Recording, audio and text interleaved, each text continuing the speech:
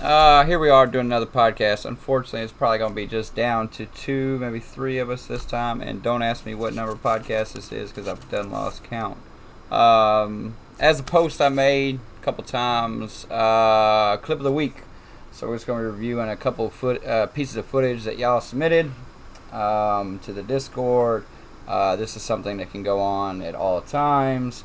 You don't necessarily have to a certain day to submit it or anything like that. You can always just go to our Discord, PBZ, find down to the section that says clip of the week, submit it there.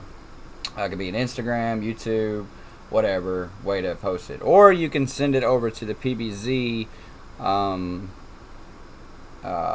inbox on Instagram, and we will review it there. I think I actually have one that I'm going to bounce off from there as well. But let me drop this window, because bear with me, because I'm going to be the one doing this on my end of the computer now, which is going to be a little different for me. But we're going to do it. The first one I'm going to try to look at was Predators. Caleb, you remember at the tournament when he slid and everything like that? He submitted it, and I think we talked about it on here, but I don't know if we actually ever I don't think anybody had any footage of it yet. Yeah. I don't think it was out yet, and so that's why we're just kind of... Yeah, so which was super, super dope. Good to see you. Hey, speaking of that, Freeland, we're about to look at yours, man. I'm going to try... I did a dry run on this earlier, how it would look on my screen. Well, while you're getting that set up, real quick, while Freeland's in here, happy birthday, Freeland. Oh, yeah, we didn't forget about you. I sent him a DM earlier saying happy birthday. Should have had like a birthday cake like video or something, like a happy birthday thing. I'm sure not about to sing it, and I know that would make us all very uncomfortable. I'm going to try to pull this up, though. It's on his Instagram. Yeah, we are too. October 2nd is about to be a blast. So... it's going to be hard to see for a second here.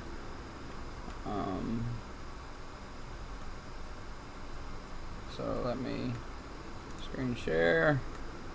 I'm going to share this screen. Go live. You should be able to see it in just a moment's time. Let me click back over to it. And yeah, this was it right here. This was at the finals, East Coast finals. See him. I know it's so super small right here. Yeah, so when that back anchor pushed me, I got him. I had no clue where anybody else was. Hey.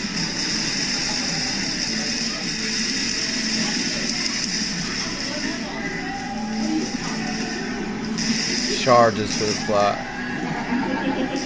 Boom! It slid in right to it. Hey, I will say. Go ahead.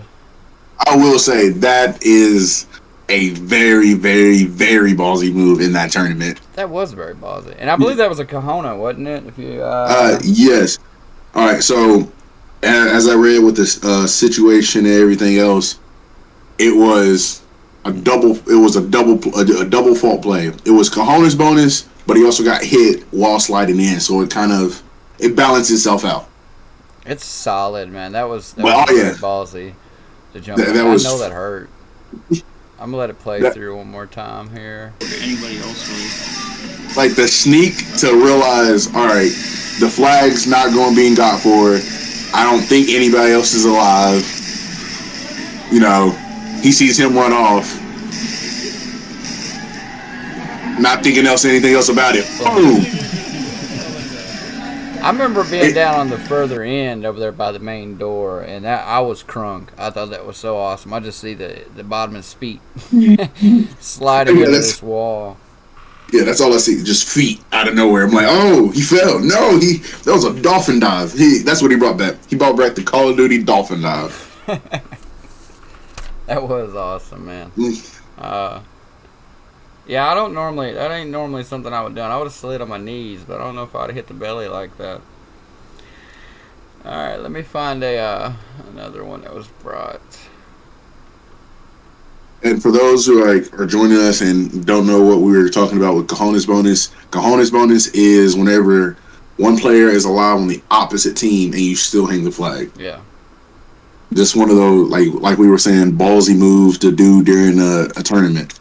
Like, don't get me wrong, it's ballsy to do in general, but at that specific tournament, at that time, at their seeding at that point in time, that's a lot of risk to take up. It is. Houdini, I see that you said you'll be on shortly. I'll wait for yours until you're able to get on here, just so you might be able to explain it through. It's the one I've seen. That's definitely interesting. It's the one he sent me. It's got stacking bodies at Nashville. 17 million. Yeah, I got you. Man kill streak. Yeah, okay. Now Drew sent me one last night. I think it was in a game of squads. Okay. Let me pull it up first because he inboxed me on it. It was at ACS. Of course. Let me pull up my messages and find him.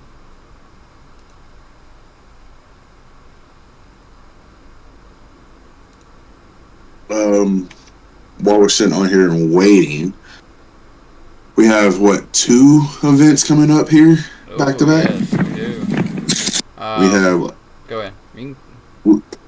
We have our Milsim that we're participating in this upcoming Saturday, and then we have our 8-year anniversary October 2nd.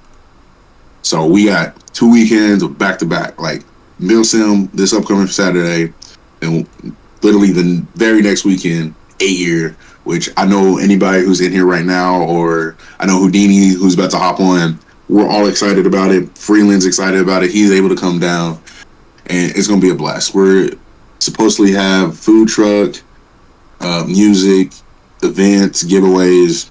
It's supposed to be a blast at ACS. So if you can make it October 2nd, ACS, Paducah, Kentucky, don't miss out. October 2nd. Oh, okay. I was interested. For some reason, the 8 popped in my head, and I almost said, no, it's the 8th. I'm like, no, it's the 8th year. Yeah, 8th year. There's too much numbers running through my head, bro. Way too much. That's a lot. It's a lot. This one is by Drew. He inboxed me this one. I think this is a game of squads. Let's check it out.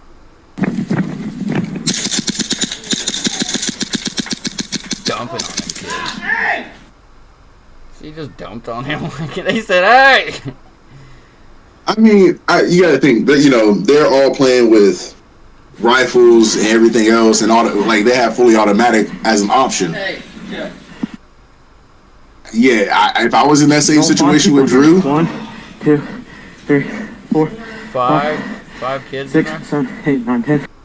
yeah, I'm sorry, but yeah. If I know I'm going around a corner with nothing but a pistol, I'd rather make sure I hit somebody rather than giving them an option of turning around and basically dumping a whole mag into me. Let's talk about this high capper though. I mean, I'm digging this outer Y'all barrel find and people in slide here. right off 1, the rip. 2, That's what I 3, happened to 4, see. 5, 6, It looks 7, like 8, 9, a 10. golden slide with, I want to say, a tempered outer barrel, but if you look at the video, whenever he's shooting, the outer barrel looks silver, but the actual chamber itself where the BB gets racked in looks tempered. Maybe I'm just seeing it wrong, but Y'all 5 people in here. 1, 2, 3, 4, 5. They didn't know what to think when he come around that corner though. I gotta give him that. absolutely. I was like, hey, again, if you're walking around the corner and you're doing nothing with a pistol, respect off rip.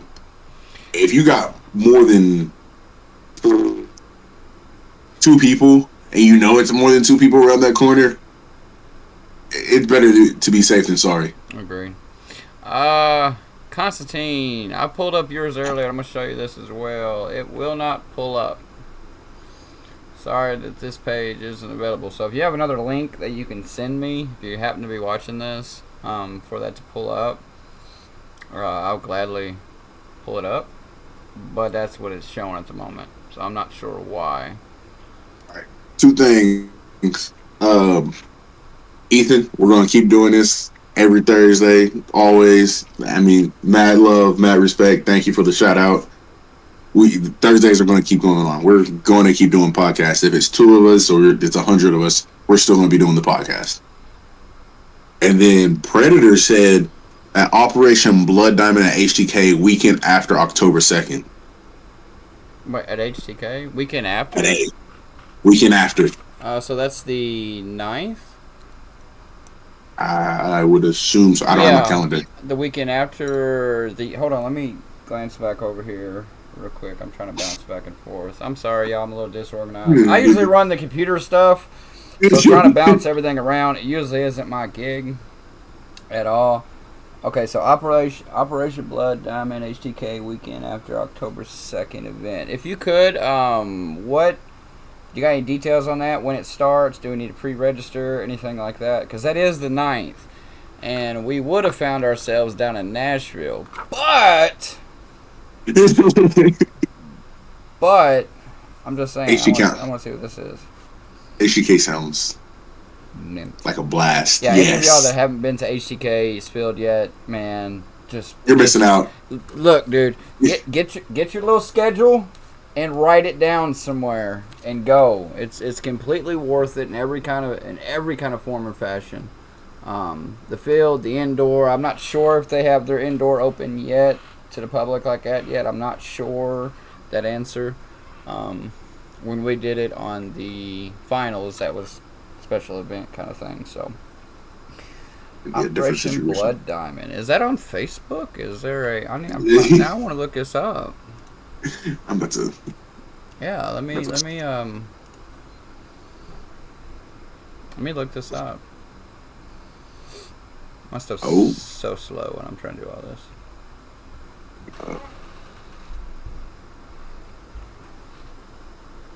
See if you can find it, Esmond. I'm looking it up. It looked like he just sent us a link on Discord.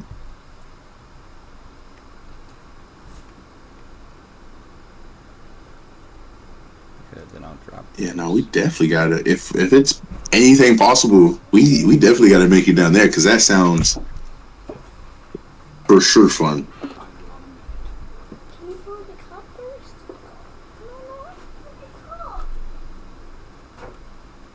Yeah, see if you can pull it up. Uh-oh, there's Houdini. Uh-oh. What up? What's up, man? How goes it, guys? Oh, man. We're trying to find this Operation Blood Diamond that Caleb's talking about. Oh, let me turn y'all sideways so I can see better. Okay. Operation. Here we go. Okay, I found it. Operation Blood Diamond. Operation Blood Diamond is a 2-day airsoft mil sim event hosted by Disciples of Airsoft Team at HTK. Why do I feel like I've seen something about that? I think he's posted it a couple times on Facebook. That's what I'm kind of wondering now because We need to keep I couldn't remember the name of it.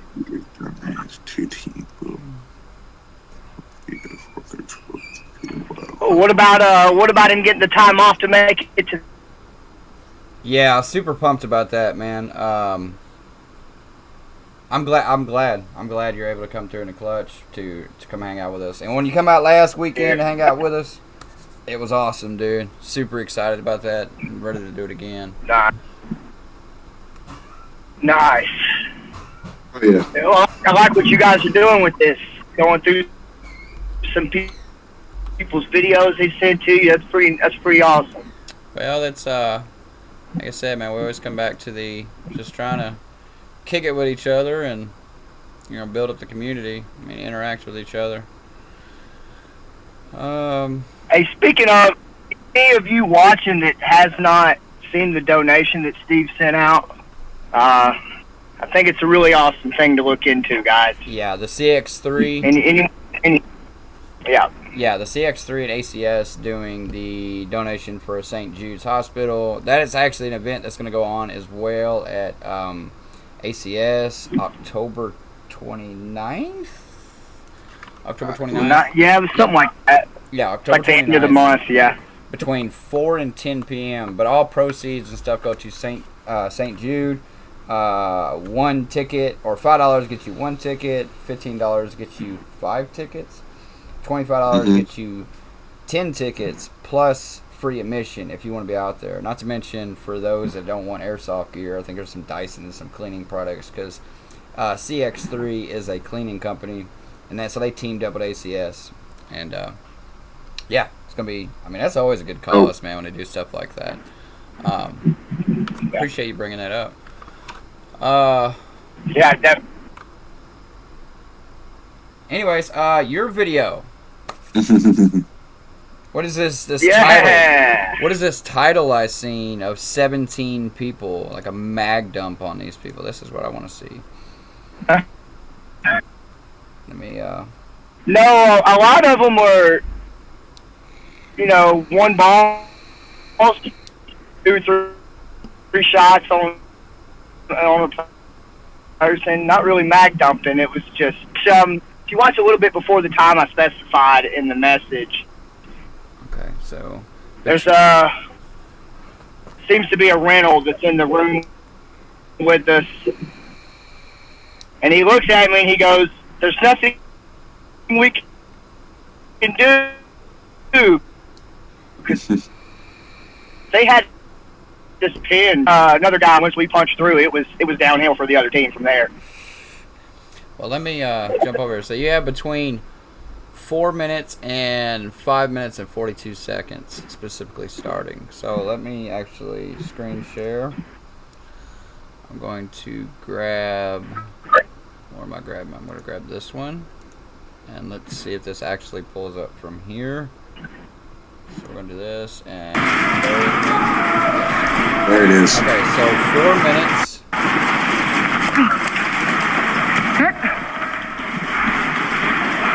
About 4 minutes, roughly.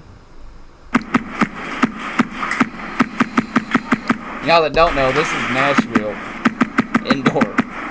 Awesome Yeah. field. Hold on, hold on. Over the So car. this was actually before I got my own capper. I'm using one of my friend's cappers.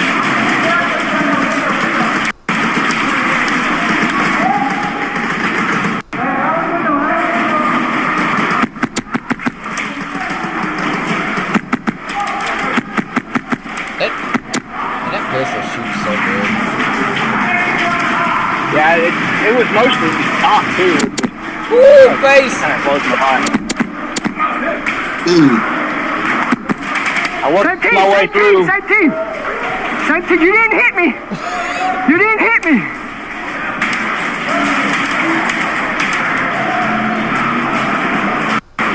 I gotta admit though, I'm glad you could see that it was the same team. I cannot see Yeah. for crap, man. Like, if you're pointing at me, team or no team, you're getting shot. Like, I'm glad you can Well, you see just, them. Steve, you need glasses because, like, there's been times I've been standing right in front of you, and you still shot me in the volume. I mean, but sometimes you switch teams, and I don't even know you switch teams, and you shoot me, and then tell me That happened once. that That happened once. I could think of at least 2 or 3 times. That happened once in Nashville. Oh yeah, I remember that. Okay, well in Nashville, yeah. Let's keep this up. Easy to taunt, easy to trick. Dude, I All love wounds these and little weariness have capsules. taken their toll. The Mad King throws the best he has at us. Stacking bodies. Xerxes has taken the bait. Spartans, push!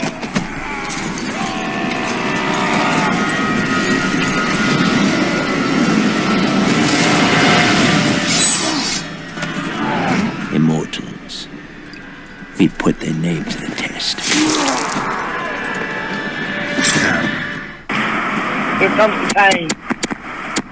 Oh, Ding, ding, yep. ding, ding, ding, ding. Hit. What was that? At least 10 right there. Oh, yeah, that was for sure 10. This fucking pistol was fun.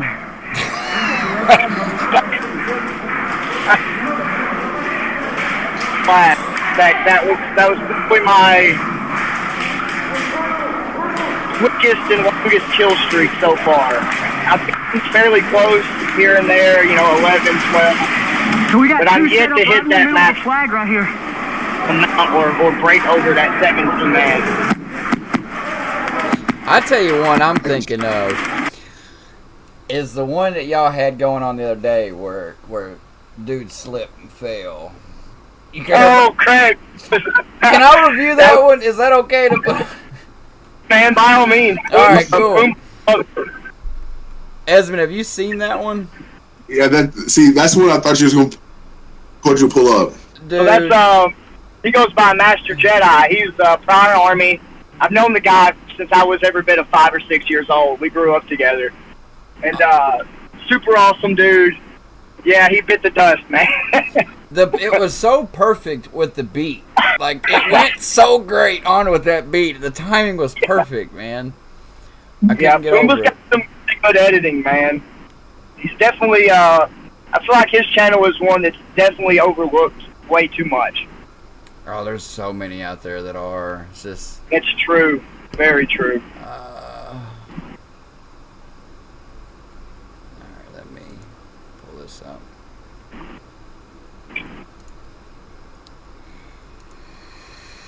Computer runs so slow when I got all this going on. Bunch of process. All kind smoke. So I seen the. Here, I'll wait a second until I actually pull it up because I shared it. So I'm gonna go find it. Okay, there it is. Let's enlarge this. You've been here long enough. Yeah, poor Craig. Guys on the team's been giving him a hard time about this. I'm not gonna lie, there is like certain sweet spots at Nashville. Yeah.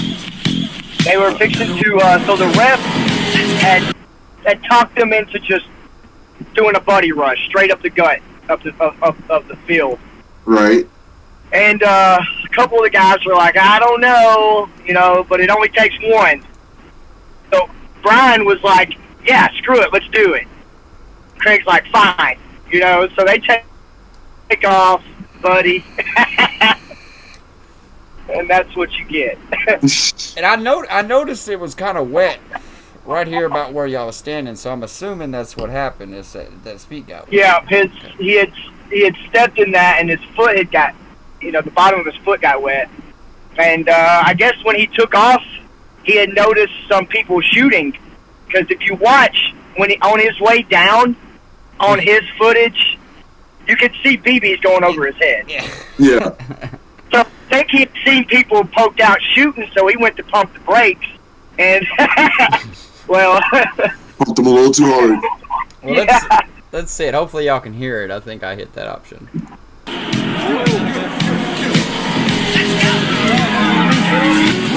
You're good. You've been here long enough. Yeah, I see it's wet right there. You ready? Yep. All right. Who's leading? Not me. Just go. We're gonna run. And go.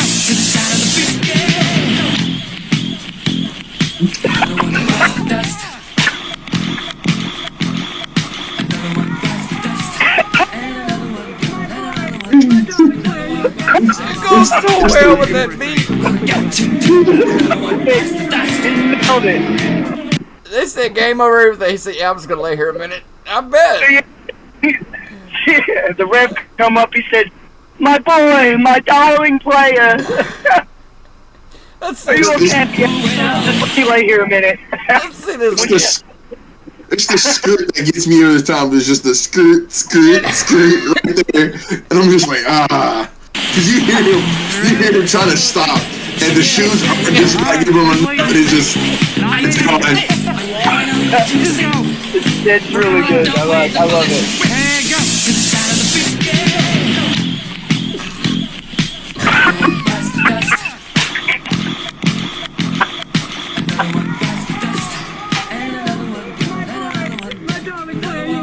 My darling player, you okay? Oh, man. Yeah, you It hear gets that me squeaky shoe. Just Yeah. That's all you hear. Just, I'm like, you tried so hard too. Like, you hear him planting that foot and just trying to stop with everything he has. And it's just, nah, you going. Everything went out from under him. I wish I could find it, Esmond. I don't know where it's at, but you remember that one I got of you falling? That one? No. I got one of Esmond one time in a game of Breach. He's running past. I'm dead. I'm just over there standing with the ref, and he comes trucking by, shooting. His guns are blazing, and he hits a wet spot and just thumps. Gone. But Another. I did the same idea though. The repeated, landing over and over. Oh man, it was. I don't know where that's at though. But see, all right, my situation was I was in boots that had been worn down. It just got done raining the day before, so it was mud spots everywhere. I try to keep running, but I should have just tried to stop, and it didn't end well. It didn't end well for me at all. I just lost all type of footing. It did look great on camera though. It really did. Feet just kept sticking all the way down, huh? Like in the video, you just see me still running. In my mind, I'm like, if I keep going, like the momentum of me just moving forward and leaning forward will keep me going forward. I'll stay up. Nope. Yeah, nope. Yeah, it didn't work out like that. Oh man, I'm gonna have to find that and put it on Instagram or something. You gotta let me, bro. It was good. No. I've got an older footage I haven't shared or used. I might throw something funny out, but this was during my time of trying to figure out how to slide on my knees. And I've been going through these different knee pads, trying to find something that works, for me. So it was a kind of transitional trial period of me trying to up my play, Man, I rushed at least half the field at NA indoor, trying to come through this flank side where they were all stacked up in this little room. I tried to come through the flank. Well, you have to go through the widest open area of the field in order to get there. I take off, man. I dart across the field. I go to slide to pass the door, and man, I think I had leaned one way too far, and my knee pads decided to hit the brakes, and then all you see is my feet flip over my head behind the barrier. I did a straight barrel roll. I got one out of 6 people, but somebody went with you though. Yeah, somebody went with me, but my buddy's he's kind of behind me laying down cover fire so I can make it across the field. Man, you see on his camera is me slide because there's a little barrier between me and him, like a speed QB barrier, real low.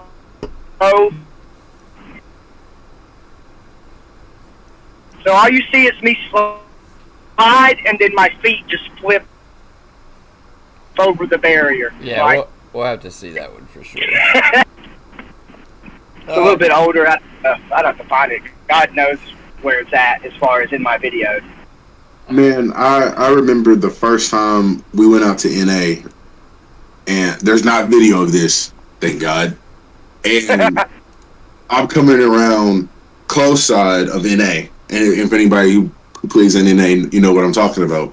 So I'm playing close side. So this is whenever they had it all set up where you're stacking it inside that one building on close side, right against the wall.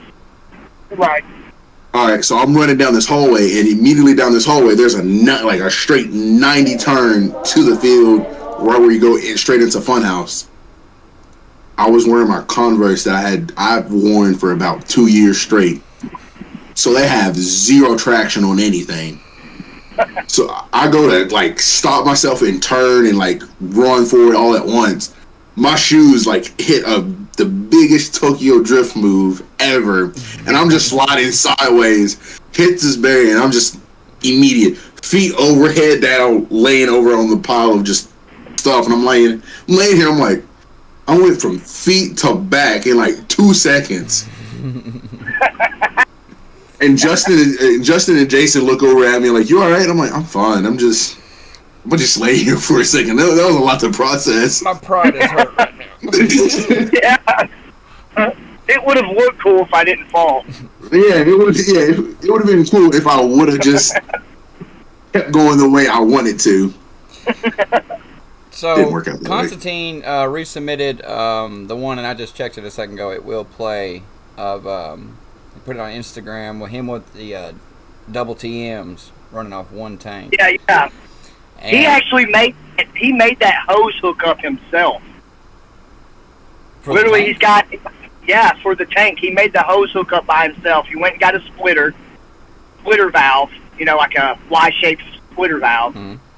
Put his own lines on the end, made sure that they were nice and secure, pops them into his regulator, dual kappas.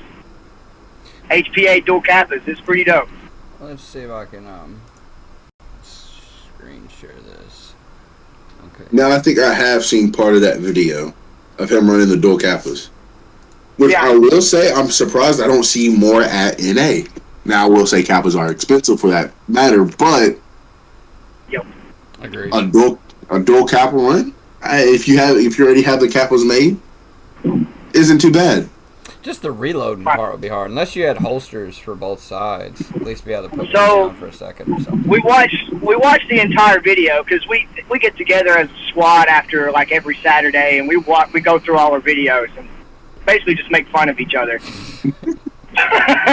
Drink a few Fair enough. brews, just kind of hang out. And we had this whole bet going on. Whoever has the best kill-death ratio throughout all their games throughout the day, it's like a $5 pot everybody throws in. The winner gets the pot. Just trying to have some little extra fun with it. It was actually something that kind of was stroked from SYG. They sort of did a whole betting thing on each other, and we were like, this seems fun. Let's do it. So we started kind of doing our own thing, and we watched the whole video, and his reloads they take forever. They take forever. It's like bear hugging one kappa. Like, it just wasn't. Yeah, I could. But once you reloaded, it was good. At that point, you just need to run high kappa mags and just try to get one finger to sit there wrong. Keep going. All right, well, let's check this one out. Let me click over here. Hopefully it'll play. Yep. There it is. There it is.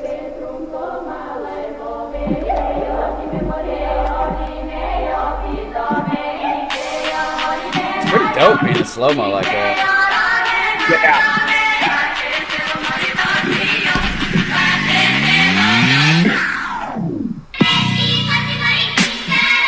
That music is so dope. Man, that's what I thought It too. really is. Now, It's different. is he rocking dual 4.3s, it looks like? I think those are 5.1s. Okay. One of them might be a 4.3. I know he's got a 4.3. That's so boss. I would, dude. Could you imagine just having dual BBs just flying at you at all times? Like, I think that's just boss. The music sets it just on point. absolutely. Yeah, he did a good job. He's starting to dabble a little more with the whole editing and stuff.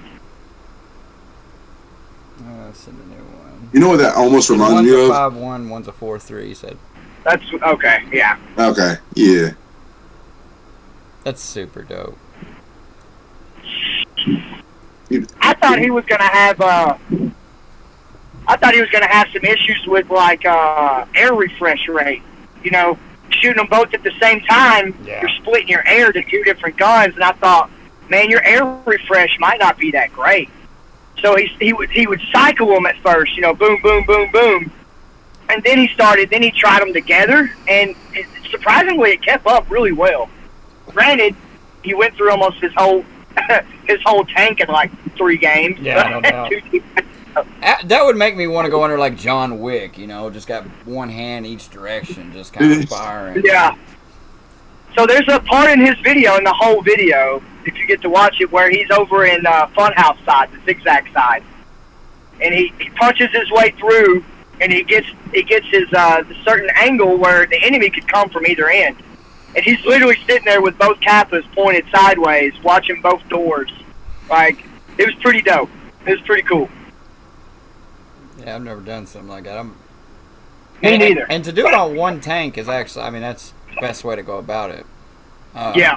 And I've seen dual tanks come into one, two tanks going into one regulator feeding into one line. I've not personally seen it, but I've seen Instagram posts about it and stuff. Which looks pretty dope, but just twice the weight you're carrying. Or LMG status. Oh, yes. I was going to say, I don't know. I'm stepping off into Milsim just a pinky toe, but I just ran blank on his name, but big LMG guy, and I don't know why I'm running blank on his name. He's no. He's big, like he's big in the Milsim world, and I'm about to look him up. Dutch? No, not Dutch. Who he runs with Dutch sometimes. Alphonse? Alphonse, there we go. I don't know why I ran blank, but yes, Alphonse runs an LMG. He runs like M249s and 6, like just like monster size LMGs. And and if any of y'all seen Alphonse is a big dude. So like he has the body for it.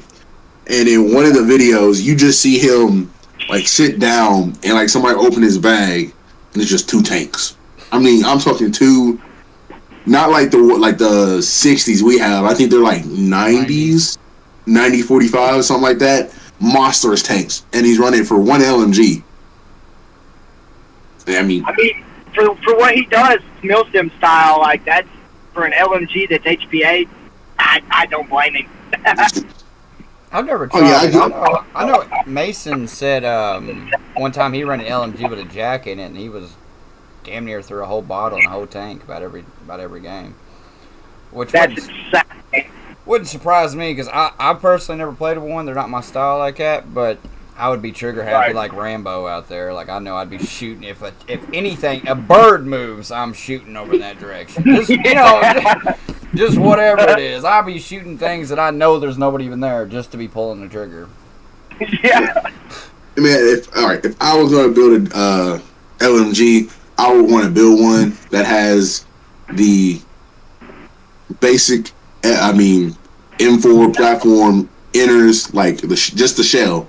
So that way, the cheapest and easiest route on your pocket in the long run is to just DSG it, and then you're just running into, going through a lot of BBs at that point.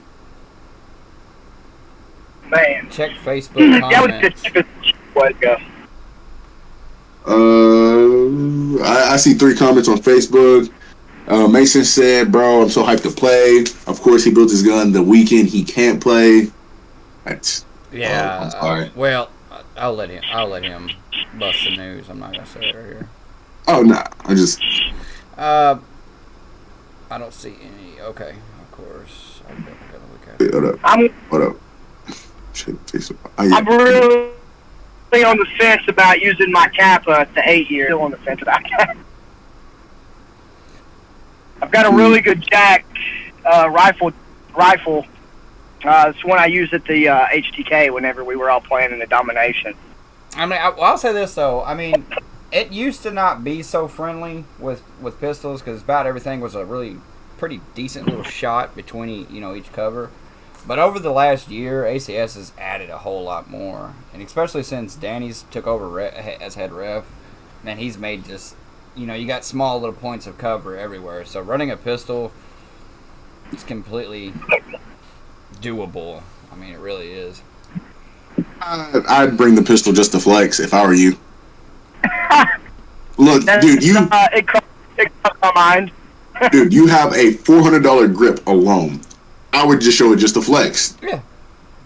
Man. And you got to flex while you hold the pistol. Yeah, you can't. You have to double flex on it. I got to hit the gym before I do that. I'm not built like I used to. But no, all right. So if y'all haven't seen Houdini's pistol, his blue and silver build, go check it out. I don't know if you have it posted on Instagram or where you do, But I do. yeah, go check his Instagram out. Go check this pistol out. That is a true high caliber build. Something I think which would be kind of cool. I just thought about it. Is we're reviewing people's videos. What about reviewing people's guns? It's almost like, I think it was at Airsoft GI does a roast your build, whether it's mayo, some good mayo. Might have to try maybe do that. Get somebody to tag us or something like that on certain builds and go look at them. Would be awesome. Yeah, just have them send some photos to your Discord. That's a good idea. It's a really good idea. Why not? Yeah, that's a great idea. You might come across very unique stuff. Yeah, no doubt. Let others flex their guns on us, see what they got. Be curious to see what people got built. I am too. I'm generally curious what somebody might have built. I think I'm gonna. I mean, if y'all are cool with that, I might make a post about that tomorrow or so, telling people to see if people want to do it. But better bet that Kappa and my MP7 is going to be on there for sure. Oh, good. Yes. For sure. Speaking of, at HTK, so the last time SYG came to NA for the whole tournament deal then, back in like June, July? Yeah. And I'd talked to, some of the SYG cats that were there. And I told them about my MP7, which I didn't bring. I've gotten to where I really don't use it a lot anymore. Various reasons, a lot of money. It's considered somewhat of a rare gun since I have it HPA'd. Not many people have it, especially around Nashville. I don't really see MP7s a lot, and if you do, they're definitely not HPA. So I took it to HTK, and I'm proud to say it. I've got pretty much every SYG member except for Roosta signed my MP7. So it's going to come out way less now than what it has before. So. Oh yeah. Like that would have to sit in a bulletproof case somewhere, hanging over a fire pit. I'm gonna get some kind of good clear coat all over some of the signatures. So that'd be dope. Hopefully that'll help preserve them. Yeah. Well, Mason said I could break the news, but Mason has officially joined the dark side and has got a monk grip, so he is joining the dark side with. He done it. I'm glad he did. Like I know some people hate on it. I get it. Like, and I get why people do. But I'm telling you, just getting them and playing with them just a few times, it'll change your whole world. Just the getting the bag off, getting the hose off, and it's just something about playing with them, man. I can totally agree. Just by holding your ARP, it just felt so much better. Honestly, you got less gear on you. Everything within your hands is how well you work with your hands. You know, if you're good at, and that's it. You get good with your transitions, your reloads, man, you're good to go. You don't have to worry about anything else.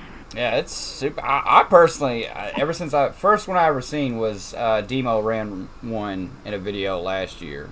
That's the first one I seen. I was like, that is the dopest shit ever. Like, that is too clean.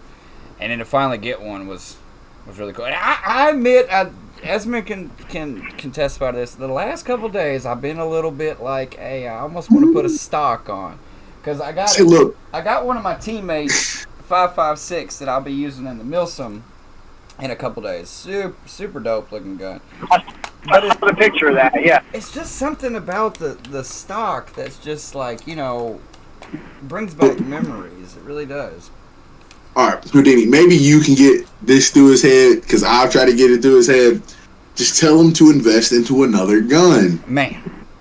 I know it's expensive, but you get the best of both worlds. I just had you're right. I had my the other ARP with the red line in it just, not even a couple months ago. And I'm telling you, I felt like I was cheating on my other one when I picked it up. I always revert back to the same one. But then get you a 5.56 version of the second gun. That way, you don't feel like you're cheating on it. Only with her sister. I mean, that's basically. mean, you're keeping it in the family. Keeping it in the family, at least that. Yeah, you're right. But there's something about it. I don't know. I don't know why. I think one of the biggest things for it is just the different way of transitioning from each hand with one that's got a stock. But I'm so used to running my Euro now, which you can't. You know, it's a little different, but they're super fun guns. Super fun guns. I know the Monk ones a lot of people like, but every time I see one, they're breaking down. Yeah. That's kind of why when I hear the Monk builds, I'm going, oh, I don't know, because of what you just said. I've seen people have issues with them. I mean, brand new out of the box have issues with them. Yeah, I think... Granted, you can't speak for everyone, you know, but... One person that says theirs runs really well is Jeremy, who plays for Revelation. Says his runs just fine. Yeah. His is super dope. Man, I know it may be a picnic, what we call in my profession, a picnic. Problem in chair, not in computer. Braden hit with the M4. It's a user end issue, not the device. You know what? That might be true. Sometimes it is a user end issue. You know, the person itself, not the equipment. So you really don't know until you get out and use it, you know, for yourself. Come on, Braden. You know you want to join the ARP gang. Don't be playing hard to get with your little hashtag M4 gang. Yeah, Pumbaa, the one that posted the flipping video of Jedi, Craig, he's got an ARP, which I believe has a jack in it, and that thing shoots great. It's shot great since he's got it. So, like, I kind of understand where you're coming from with your Euro grip, and then another one similar that's butt stocked. So that's kind of why I've run mostly an MP7 and a Kappa. They're very easily interchangeable. You know, I reload in the grip just like a pistol. It's not, you know, front of the gun like an M4. It's very compact, very mobile. But I have more stability with my MP7 having the short buttstock with it.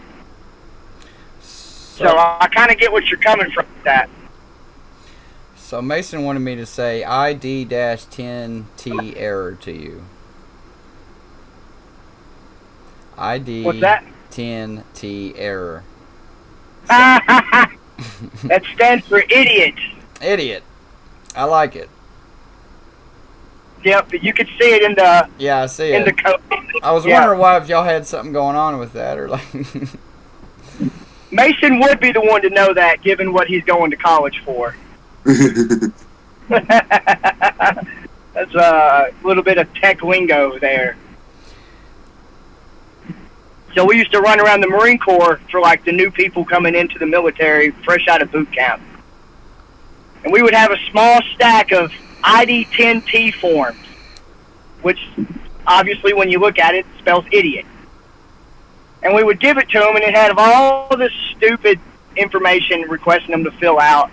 These poor youngsters coming into the Marine Corps, you know, fresh out of basic, are walking around with this paper going to all these higher-ups and all these people that they definitely should not be going to, asking them, you know, information to put on these idiot forms. And then after, you know, so long, they'll come back just pissed off. And you can't do nothing but laugh. It's just a little friendly joke, you know. Yeah. So you can get some people with it. I've had years of welding, and I'm sure Esmond can fit by this. And we've had small jokes of sending people after like a pipe stretcher or a metal stretcher, High hook. a sky hook, a left-handed screwdriver, things like this, like things just like, you know, and they'll go looking for it as the new guy, you know, ask and send them down the other end of the dock, you know,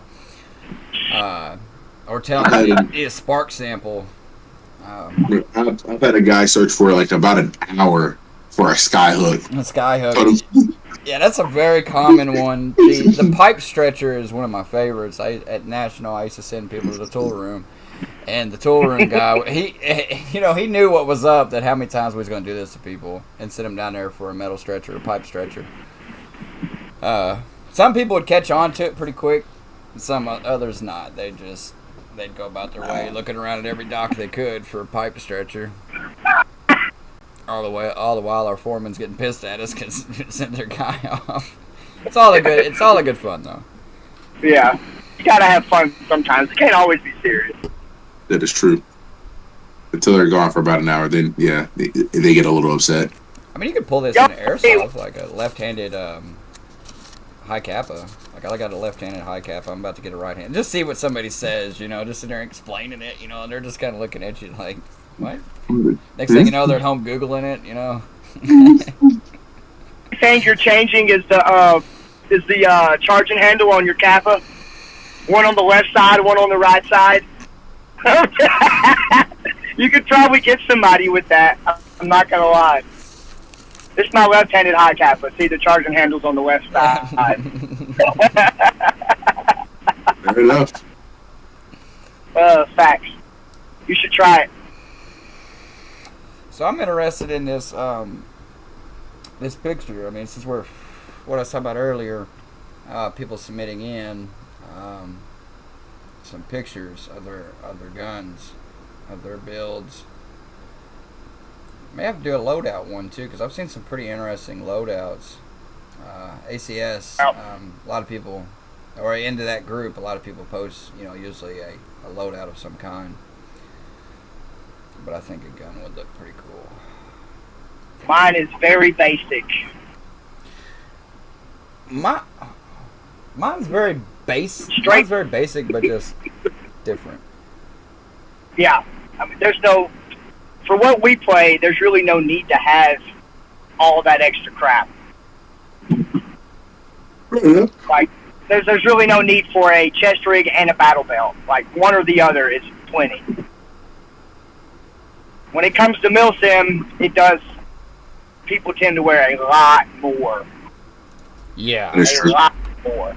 Yeah, I was talking yesterday with the head ref out of ACS, or it might have been today, but he was talking about, giving some of these milsim guys credit for carrying around real plate, armor plate, and I'm like, I don't understand it. I don't get it. Like, why you want to put yourself through that? But hey, my hat's off to you. I get about half of it.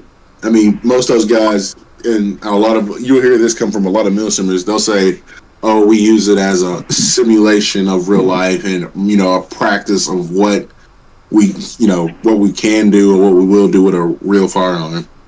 I mean, yeah, yes and no on that situation. I mean, yeah. I guess they're dancing around doomsday preppers. Yeah, if you want to be technical about that. Yeah, I mean, I personally don't disagree with it, because you never know when crap's going to hit the fan. But it's better ready than not ready. That's what I'm saying. Like, I get it, but at the same time, to do it every weekend or to do it, like you because there is milsims that out there that are like 2 or 3 days long, and to basically carry around an extra 50, 60 pounds in just gear and on top of with the plate. And it being 100 degrees outside. So hitting on that, Steve, there were some people in ClarkCon that would be having plate carriers, but they wouldn't have plates in the carriers in the chest rigs. They would have they were kind of like hollow water cooling. Yeah, okay. Like kept them cold, like they could freeze them and put them in. It would keep them cooled off throughout the day. Like, to me, that makes total sense. Yeah. You're out there sweating your butt off in the heat. It's good to keep your body temperature somewhat regulated. I'd agree with that. Well, that is a good idea. So whenever I got into airsoft, I had the same setup, but mine had a hose that would come through it, so I could also drink the water. So I would fill up. So I would fill up like halfway with water, freeze it, and then fill the rest up with water that morning. And then that way it's still frozen, keeping me cool, but I could also drink it as a source of water. Yeah, I mean, you pour a little Kool-Aid in, and all the running shakes it up. You got a slushy, I'm gonna show Mason's real quick. This is his new build. So it's got a Lancer tactical body. I think this is the. Oh man, you could Take a probably. look at this. Is it the Slim Cannon? Is that what that is? Oh, nice. I think that's. No, that is just the regular. That's just the outer barrel. That's just the carbon fiber outer barrel. Okay. I was about to say, that just looks like a straight outer barrel. Yeah, that's all it is. The Slim Hey, Cannon. the body, I'm glad you kept like a traditional M4 body, because that's exactly what I'm thinking about doing. It looks super dope. Does. I've seen some people run with the 68s on these. When I first got mine, I had a 68 tank, so I actually used that same one for a little bit until I got a 48. But the 48 makes it so much better. It's more compact kind of feel to it. I would agree to that. I'm excited for him. I think he's. Hey, while we're on the topic of some builds, what about those Monk custom adapters for the Kappas? Bruh, I like them. I do. Now, I will say I was talking to my buddy Jeremy. Shout out to Jeremy over at HDK. He has one,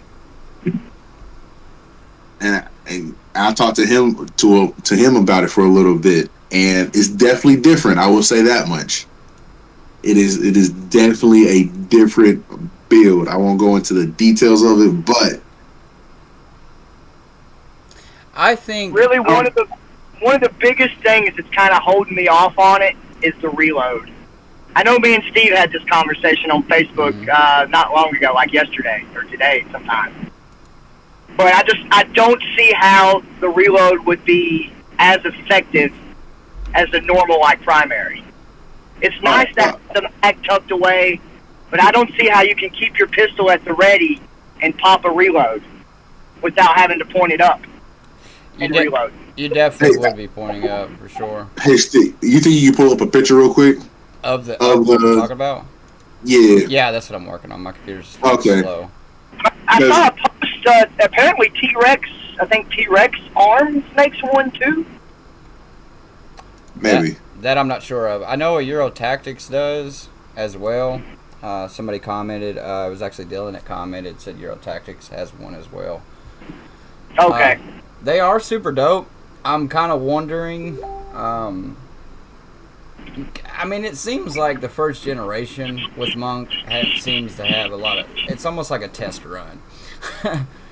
Everyone seems to be breaking stuff right off the go, so I'm kind of wondering how they're going to go with it. But being with the shorties, I mean, I like the fact that it almost follows your forearm, and it doesn't hang down so much, and running shorties in it would actually be a good plus to it. And it's just different, you know. It changes it up just a little bit. I mean, I could see it maybe helping the stability because it runs along your forearm. You'll have something to kind of help you hold it still, you know, the Kappa. Because, you know, the slightest nozzle move on a Kappa, your BB's going way off target. Yeah. Right. It's just not like a rifle. It's very touchy in comparison to a rifle. So I can see it maybe helping in that aspect. And on top of that, being able, people that like to belly slide, you know, like freaking Freeland likes to do, apparently, freaking swan diving. That might be perfect for you, Freeland. You and your swan dives, that might work for you. You ain't got to worry about smacking your mag on the ground. See, the thing is, the only way you could, my issue that I found with it, and then I watched a whole lot of people run it actually in Europe at their tournament they were running, and a lot of those guys were running the line through their sleeves, so whenever they did a reload, they would, like, the line wouldn't get in their way. That's the only way. Yeah. And see, that's the only way you could run one without the line, like, dangling. Because if you look at it, the line hangs above where the mag is. Yeah. And that, I mean, it's like if you're in a rush and, like you said, you either hold it up or you do it any other way, it's going to be in your way. And so you would have to hold it a specific way. And in the videos that I've seen of guys running in Europe, the mag release looks difficult. I will say that much. Is it set in and protected like the primary? See, I don't know. Like the videos that I've seen and the conversations that I've had, the mag release is going to be, I feel like, a transitional issue for guys with primary tap and everything else, because it's not the traditional way of how we would do it. Yeah, it's different. And I like it.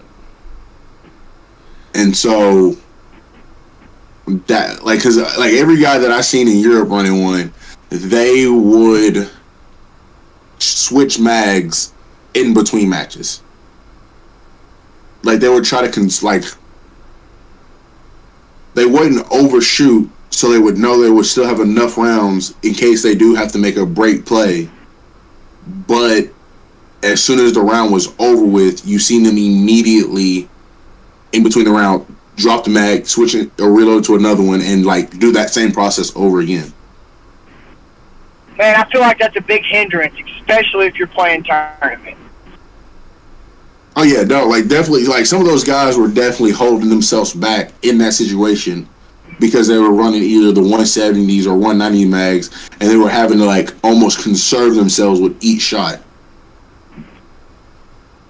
It definitely puts a change in the play style, but I'm not a big fan on being restricted on my fullest ability. If that makes any sense. Yeah. So I mean, personally, if I were to own that, personally, I would either be doing, pressing the button and flag out. Oh no! There you are. So I don't see it like with the primary. I can basically reload it like a regular M4. Just pop the button, drop the mag, pop another one in. It's right there. Yeah. And see, another thing that I just realized. Just a second, guys. You're good. You're good. Another thing I realized with this, the adapter, it's not faced in the normal way that you're sitting here thinking that a normal adapter is faced. A normal adapter is face forward with the barrel. There we go. That one is faced up towards you.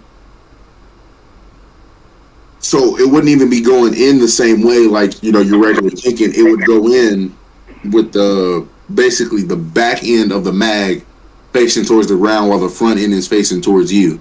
So that's a different mag reload position, a different way to holster your mags and everything else. Yeah. It'd take a minute to get used to, for sure. I just don't see another good way of reloading without literally pointing to the top, pointing your kappa up, popping it out, popping one in, and then getting back to it. To where at the primary, it's a lot like your basic standard M4. I can literally hold my kappa on target, mag, pop the other one in, and be good. I don't have to take my pistol away from my target. I can hold it there, reload, and still be on target. I don't have to worry about this, and then finding my center again. Right. I feel like once they figure out the bugs on if they're going to either continue it like the way they did, which if they do, I feel like, I know with the mag curvature of an M4 mag, yes, having it facing towards you is going to go with your forearm a lot more. That's cool. You really won't be able to change that because, again, that's more comfortability. Right. But the way it's looking, the way it absolutely looks, and I could be absolutely wrong, the mag release looks like it's in front of the gun. So you got two hands on your kappa, and it literally looks like the mag release. If you have a mag well or that little lip at the end, you bring that hand down, and that's where the mag release is. See, I don't have a different perspective of it, so that's what I'm kind of wondering when you said that, because that didn't even occur to me at all for some reason. Where is the actual release? Right. I was assuming it was on the side like the primary. That's what I assumed. I guess assume now, just like, what is it? It's on the left side. Pretty sure of all of them. So if you're holding it here, it's on. Let's find out. Hold on. Yeah, the primary's definitely on the left side. Yeah, primary's on the left side. Pretty sure, yeah. The tap adapter. Hold up. I'm pretty sure all of them are on the left side. The tap is also on the left, but the tap release is protruding out, so it's real easy to bump and make a miss. Drop your mag on accident. True. That's one thing I think primary done really well was setting it inserted to where you kind of alleviate those accidental bumps. Yeah, it has a guard going around it. Yeah, it's kind of set into the frame of it itself. I'm assuming. I haven't seen a different perspective of it. Which is Like I said, this one. Now speed. Here, hold on. Let me pull it up. Like I said, from the videos that I've watched, it looks like every time a guy switches a mag in between the matches, it looked like he literally took his hand, popped in front of the adapter, the mag fell out, and then he went to go reload again. Which, again, is a downfall on the simple fact of, like Houdini was saying, it's easy to hit the mag release, grab it at the same time, get it out of the way, grab a new mag, pop it back in there. Pretty much simultaneously. Yeah, like it literally is one flow. It's mag out, mag gone, grab a new mag back in, you're back to shooting. You don't have to worry about popping the front of it falling out. Then you got to reach over here, grab a new mag, like you said, point 4 arm up, get it in there. And then you have to make sure it's facing the right way because it's not facing the normal way that a tap would. It's not facing forward. It's facing towards you.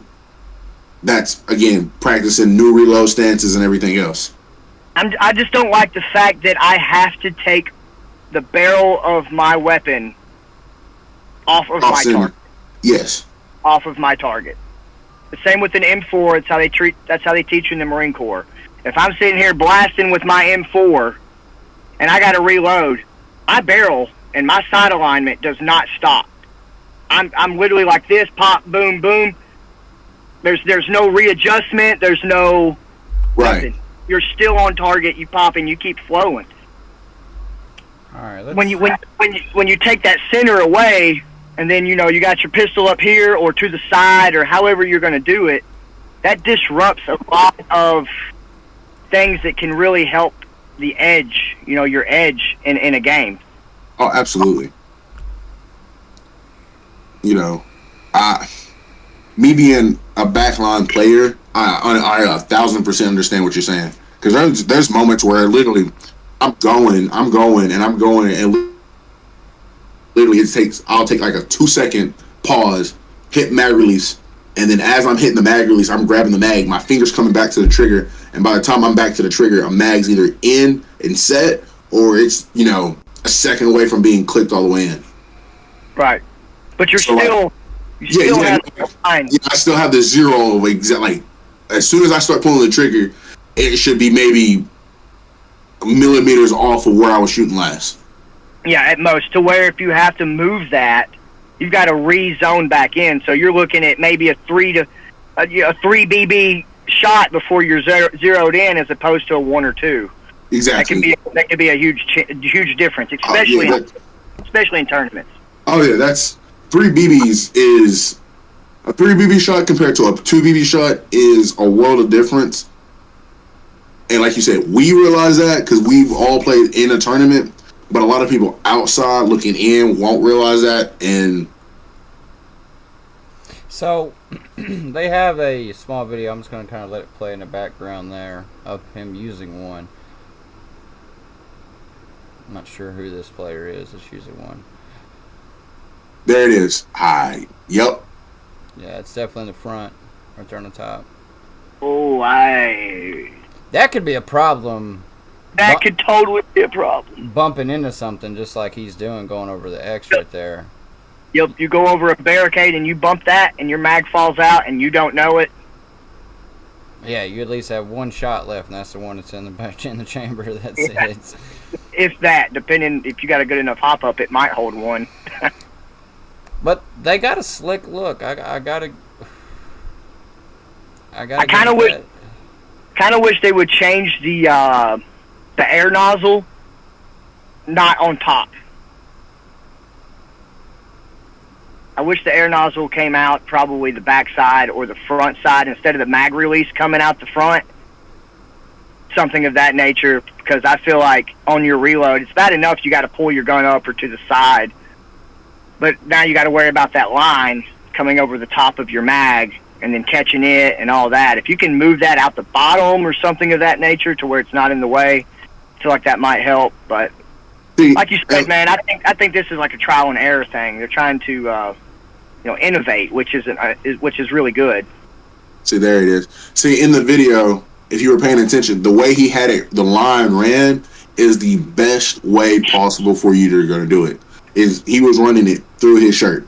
And when you said that, I could be wrong, but I believe Cujo was doing that last time we was down in Nashville when he was playing with his Glock.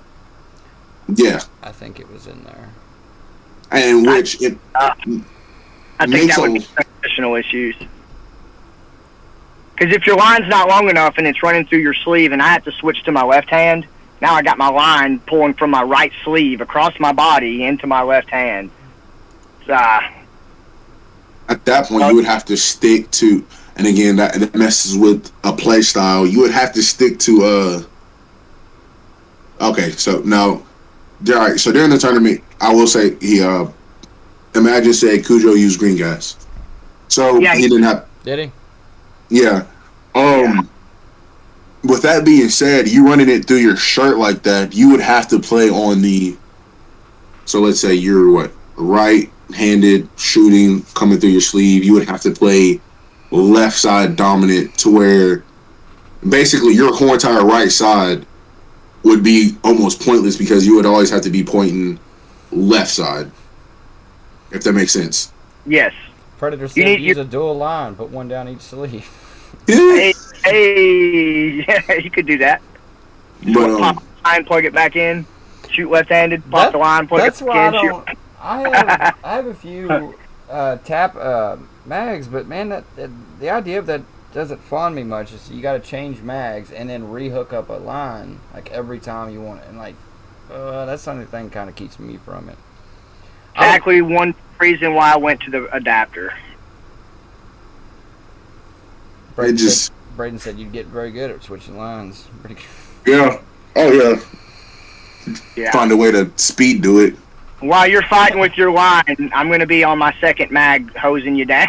you have fun with that. I would love to run my TM green gas if it was like, I don't know if it's mainly because I guess the outside's kind of ruined it for me. You know, the weather, fluctuating, especially when it's colder. And the money. Yeah, it starts stacking up the mags quick. I mean, the TM mag themselves are the average is probably $33 to $35 a mag. Yeah. And they're ranging around the EPMs, if not higher. Yeah, so it's like, and that's one mag, and it's like. So would you rather run? Maybe what do those hold? Like maybe 50 BBs, 40 BBs, not a lot. If that, I know the extended mags. I'm not sure what they hold. I mean, you have the choice of that or 250. 250 rounds. I know compared to an extended mag, there's a fairly good little difference just in the extended ones. And I think these are 50, 55, something like that. I'm not sure. Then the shorter one might be around like 30 or 20 or might be around that ballpark. The extended mags do look good though. I give it that. Yeah, I've always thought extendos were pretty dope in just about any gun. A few of these I know would be pretty fun. I know one of the guys on our squad, he's got a decked out AAP. There's literally nothing else he can do to that thing. And he found a MP5 stick adapter, like mag adapter. He put and it fits in the AAP-01 pistol. And man, when he puts that MP5 stick mag into it, it looks so clean, dude. So clean. It looks so nice. So let me ask you this: does he use the straight MP5s or the curves? It's straight. Oh, then yeah, that's it. He's killing it right there. Yeah, that's it. He's got the foldable buttstock for it. It's decked out, dude. Cerakoted. What about, since we're on a green gas topic here, what have you ever used propane? I haven't done it, but I know like ACS sells the adapter for propane tanks. So I know several people I bumped into over at ClarkCon through my years of playing there before we went to NA. Several people ran propane, and they swear by it. Yeah, it works. In my opinion, I think you're better off with green gas, because with propane, you're not getting the lubricant that green gas gives you. You have more of a chance of causing damage to the internals of your gun. You have a higher risk of issues with propane. It works. It's functional. I suggest cleaning your gun every day after using it, regardless if it's a pistol or M4 or whatever you're using. I suggest cleaning it and lubing it yourself. A lot like running HPA.